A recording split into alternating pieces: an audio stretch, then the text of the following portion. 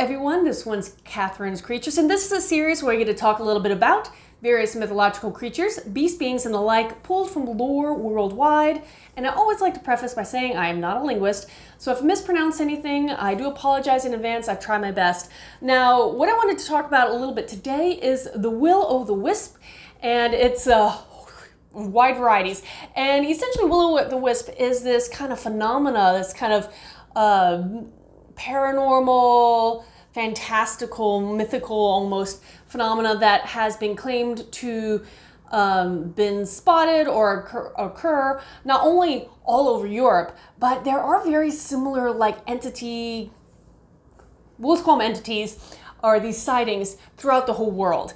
Anywho, so will-o'-the-wisp comes by a variety of names that are, some of them are the more popular ones are again, will-o'-the-wisp, will-o'-wisp, Ignis fautus, which translates the foolish flame, jack-o'-lantern, friar's lantern, and hinky punk, which that last one, I love that one. Anywho, so there are these, essentially what it is atmospheric ghost light that are seen by travelers that are far away from civilization, and they're traveling at night. And these occurrences typically occur near bogs, swamps, and marshes, and there's a reason for this, but I'll get into that in a little bit.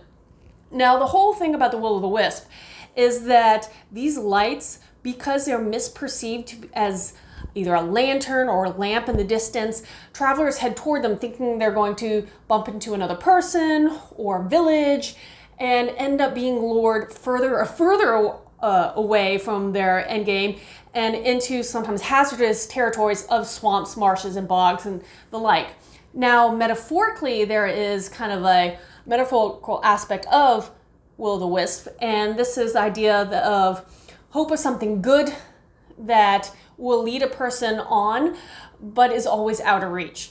And so it's associated with something that's strange, sinister, and again, this hope that will never be fulfilled, which is kind of depressing in many senses. But the actual will-o'-the-wisps, these ghost lights, and they are sometimes referred to that as ghost lights, are attributed to ghosts and the paranormal, fairies, and other kind of fae-like entities, elemental spirits. And again, one of their other terms is ghost light. And it's hard to try to figure out how far back the concept of these will-o'-the-wisps traces, far, far, far. Some people claim that there are potential links to ancient Rome as far back as that, but there's no, I think, viable proof to link it there. One of the earlier times it's been documented in any kind of form was the 16th century in Germany. So it may not be as old as some people like to think, but either way, they are kind of this creepy phenomenon, and that are noted not only in Germany, but obviously, again, all over Europe, including Ireland, Scotland, England, Wales, and many other places. Now, there are similar occurrences of the will-o'-the-wisp found, or equivalents of them, in the Americas, everything from Mexico and Central America all the way to Massachusetts.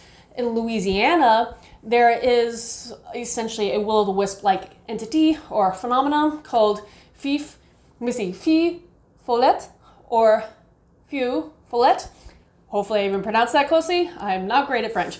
And this kind of will-o'-the-wisp is thought to be a soul that is sent back from the dead to do God's penance, but instead becomes this kind of contorted, almost vengeful entity, and thus lures travelers and wanderers further into the swamps of Louisiana.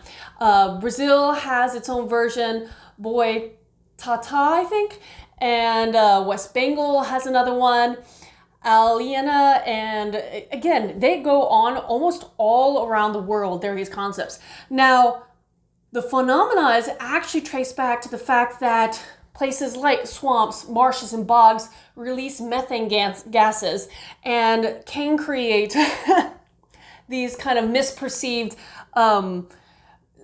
occurrences where people see or think they see these lights in these areas where this methane gas is being released, and how they process that. They just thought they were these fairy lights, ghost lights, will-o'-the-wisp, jack-o'-lanterns, etc., so on. Anywho, if you have any questions about this or anything else, let me know in the comments or reach out to me on any of my social media.